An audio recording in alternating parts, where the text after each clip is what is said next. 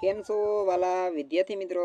આજના વિડીયોમાં હું તમને ડિફરન્ટ કેટેગરી વિશેની માહિતી આપવાનો છું. ટૂંકમાં કે ડિફરન્ટ કેટેગરી શું છે, જો તમને આ મિત્રો સમજાઈ જશે તો તમને ઓછા ટકાવારી હશે તમારી તો પણ તમને સમરસ હોસ્ટેલની અંદર એડમિશન મળી જશે. એટલે કે સમરસ હોસ્ટેલમાં બે જાતના એડમિશન મળે છે, એક રેગ્યુલર અને એક મિત્રો ડિફરન્ટ કેટેગરી. ડિફરન્ટ કેટેગરી એટલે કે એ હું તમને આગળ માહિતી આપું છું. એના કારણે મિત્રો માની લો કે રેગ્યુલરમાં 80% હોય એને પણ એડમિશનનો વારો નહીં આવે, એની જગ્યાએ ડિફરન્ટ કેટેગરીમાં મિત્રો તમારે 60% છે તો પણ તમારો વારો આવી શકે છે. તમે કહેશો એવું કઈ રીતનું? તો મિત્રો વિડીયો આખો જોજો, તમારા જેટલા પણ મિત્રો એને શેર કરજો. અને જે મિત્રોને ખબર ન હોય તો સમરસ છાત્રાલય છે એ દરેક જિલ્લાની અંદર આવેલી હોય છે, જ્યાં ભાઈઓ અને બહેનોને રહેવા તો જમવાનું બિલકુલ ફ્રીમાં આપતી હોય છે, જે કોલેજ પછીના તમામ કોર્સ માટે હોય છે મિત્રો. તો કે સમરસ હોસ્ટેલો છે, તમે અહીંથી જોઈ શકો છો કેટલું હોસ્ટેલો કયા કયા જિલ્લામાં છે. તો અહીંયાથી બધી લિસ્ટ પણ આપેલી છે. અમદાવાદ છે, આણંદ, ભાવનગર, જામનગર, કચ્છ, રાજકોટ, સાબરકાંઠા, સુરત, વડોદરા અને પાટણ, આટલા જિલ્લાની અંદર સમરસ હોસ્ટેલ આવેલી છે. તો મિત્રો આ જિલ્લાની અંદર તમે એડમિશન લેશો કોલેજની અંદર તો તમે સમરસ હોસ્ટેલમાં રહેવા તો જમવાનું બિલકુલ ફ્રીમાં આપી દેવામાં આવશે. એટલે ખાસ તમારે આમાં રજીસ્ટ્રેશન કરવું જરૂરી છે. એટલે કે ટૂંકમાં ફોર્મ ભરવાનું, ત્યારબાદ મિત્રો મેરિટ લિસ્ટ પડે અને ડોક્યુમેન્ટ વેરિફિકેશન કરાવવા જવાનું હોય. પણ મિત્રો આની અંદર એડમિશન લેવા માટે એક ઘણા બધા ટકાવારી સારી હોય તો તે એડમિશન મળતા હોય છે, કારણ કે થોડુંક આનું મેરિટ લિસ્ટ ઊંચું હોય છે. તો મિત્રો તમને કહું કે ડિફરન્ટ કેટેગરી શું વસ્તુ છે. તો ડિફરન્ટ કેટેગરીનું બાહેંધરી પત્રક પણ મિત્રો આવે છે, જે તમારે આ વેબસાઇટ ઉપરથી ડાઉનલોડ કરવાનું હોય છે. તો હું બાહેંધરી પત્રક પણ ડાઉનલોડ કરું છું અને તેની વિશે પણ થોડીક તમને હું માહિતી આપું કે ડિફરન્ટ કેટેગરી શું છે. ત્યાં સુધીમાં મિત્રો તમે વિડીયોને લાઇક, ચેનલને સબસ્ક્રાઈબ જરૂરથી કરી દેજો, કારણ કે તમે લાઇક સબસ્ક્રાઈબ કરો તો મિત્રો થોડુંક મને મોટિવેશન મળે કે નહીં, મારા વિડીયો પણ કોઈક જોવે છે. તો જુઓ મિત્રો, ચાલો હું કીધું સાહેબ, સરકાર શ્રીના નિયમ મુજબ સમરસ છાત્રાલયમાં જો કોઈ જાતિ કે ગ્રુપની જગ્યા ખાલી રહે તો તે જગ્યા ઉપર અન્ય કેટેગરીના છાત્રોને 1 વર્ષ પૂરતો રહેવા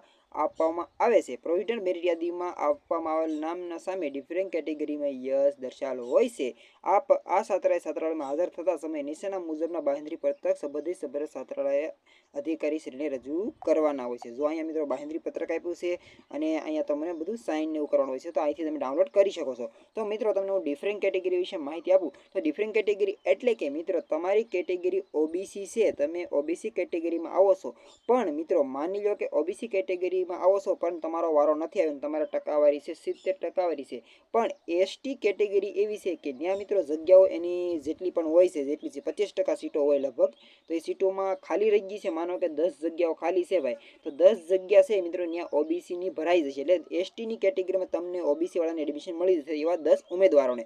એટલે તમારા ઓછા ટકા હશે તો પણ તમે અહીંયા એડમિશન તમને મળી જશે, કેમ કે મિત્રો ઓબીસીમાં ઓલરેડી સીટો ભરાઈ ગયેલી છે. તો ઓબીસી વાળાને મિત્રો એસટી કેટેગરીમાં એડમિશન મળી જાય. ટૂંકમાં તમને કહું ને તો તમારી ખુદની કેટેગરીમાં તમને એડમિશન ન મળતું હોય તો અન્ય કેટેગરીમાં પણ એડમિશન મળી શકે છે. જ્યારે મિત્રો મેરિટ લિસ્ટ આવે ને ત્યારે અહીં ડિફરન્ટ કેટેગરીની એક સેક્શન હોય, ત્યાં મિત્રો વાય લખેલું હોય, જેને ન હોય એને ન લખેલું હોય, અહીંયા નામ હોય, એવું મેરિટ લિસ્ટ આવે ત્યારે. અહીં તો મિત્રો કોઈ મેરિટ લિસ્ટ નથી આવ્યું. લાસ્ટ ડેટ છે 20 જૂન છે ફોર્મ ભરવાની, ત્યાં સુધીમાં તમારા એડમિશન થઈ જશે તો ફરી ડેટ નહીં આવે. બાકી જો એડમિશન પ્રોસેસ પૂરી નહીં થાય તો મિત્રો ડેટ પણ લંબાવવામાં આવશે, એનું ટેન્શન ન લેતા. ઘણા બધા મને કોલ કરીને પૂછતા હોય છે. પછી ઘણા બધા એવું પણ કહેતા હોય છે કે અમે એક સાથે 2-3 જિલ્લાની અંદર ફોર્મ ભરીએ કે, તો મિત્રો નહીં, કારણ કે સમરસ હોસ્ટેલની અંદર એક જ જિલ્લો સિલેક્ટ કરવાનો આવે છે અને તમારું જ્યારે કોલેજની અંદર એડમિશન કન્ફર્મ થાય છે ને, માની લો અમદાવાદમાં કોલેજનું એડમિશન કન્ફર્મ કર્યું તો જ તમે અમદાવાદમાં ભરી શકશો. ભાઈ તમે અમદાવાદનું કોલેજ એડમિશન કરીને ભાવનગરમાં ભરો તો એ નહીં શક્ય બને. એટલે ખાસ એ પણ નોંધ લેજો. ડિફરન્ટ કેટેગરીમાં મિત્રો તમને કહું તો તમને જો મળી જાય તો તમારે સારી વસ્તુ છે, કારણ કે જેને રેગ્યુલરમાં મળશે મિત્રો એને તો એક વખત જ એડમિશન મળી ગયું, ત્યારબાદ 3 વર્ષ 4 વર્ષ જેટલા વર્ષ કોલેજ હોય એટલા વર્ષ કાંઈ ટેન્શન નથી. પછી મિત્રો એને માત્ર રિન્યૂ કરવાનું અને ખાલી કોલેજની અંદર 50% માર્ક્સ લાવવાના, ખાલી 50% આવી જાય તો પણ એને એડમિશન મળી જતું હોય છે. પણ મિત્રો ડિફરન્ટ કેટેગરીમાં યસ હોય તો તમને 1 વર્ષ પૂરતો માત્ર રહેવા દેવામાં આવશે. તમને એક પ્રકારનો કોન્ટેક્ટ બેઝ ઉપર કે ભાઈ તમે આ ભાઈની જગ્યા ઉપર તમે સો અને તમને 1 વર્ષ પૂરતું તમે રહેવા દઈશું, બાકી તમે આવતા વર્ષે ફરી તમારે પાછું 12માના બેઝ ઉપર ફોર્મ ભરવાનું રહેશે. ફોર્મ પણ મિત્રો તમારે ફરજિયાત 12માના ટકાવારી જ નાખવાની છે. કોલેજ પછીનો તમારે માસ્ટર ડિગ્રી કરવી તો કોલેજની ટકાવારી લાસ્ટ યરની, અને તમારે મિત્રો કોલેજની એડમિશન લેવું ભલે તમે બીજા ત્રીજા ગમે એટલા વર્ષમાં તમારે ટકાવારી 12ની જ નાખવાની છે. ખાસ આ નોંધ લેવી. અને ડિફરન્ટ કેટેગરીમાં ભલે નહીં મિત્રો 1 વર્ષ રહેવા મળે તો પણ સારી હોસ્ટેલ છે, કારણ કે આની અંદર એડમિશન મળી ગયું તો તમને કોઈ જાતનું કાંઈ ટેન્શન નહીં, બધું જ ફ્રીમાં રહેવા જમવાનું બિલકુલ ને ખૂબ સારી એવી સુવિધાઓ આપે છે મિત્રો. 2 ટાઈમ જમવાનું આપે છે, સવારે નાસ્તો આપે છે, એટલે કાંઈ ટેન્શન ન હોય.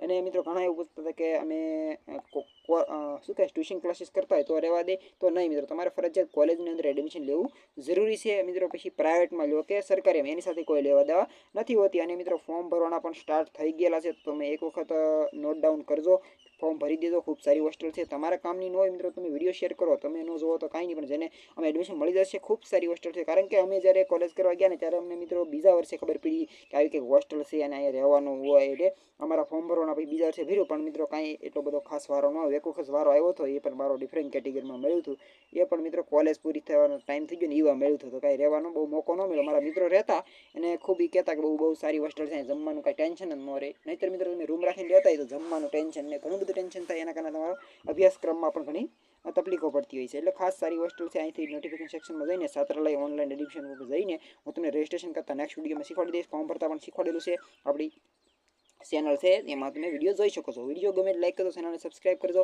ડિફરન્ટ કેટેગરી એક સમજી લેજો મિત્રો. એ તમારે કોઈ જાતની સિલેક્ટ કરવાની નથી આવતી, બસ માત્ર એ તમને જગ્યા હોય છે તો ડિફરન્ટ કેટેગરીમાં તમને એડમિશન મળી જશે. અને ટોટલ મિત્રો 7 થી 8 રાઉન્ડ પડશે, એટલે તમારો સારો એવો વારો આવી શકે છે. અમદાવાદમાં મિત્રો એક મેરિટ ઓછું રહેશે, બાકી બીજા બધા જિલ્લાની અંદર મેરિટ નીચા રહેશે. તમને ટેન્શન ન લેતા. અને વિડીયો ગમે લાઈક કરજો, ચેનલને સબસ્ક્રાઈબ કરજો. મળશું બીજા માહિતગાર વિડીયો સાથે.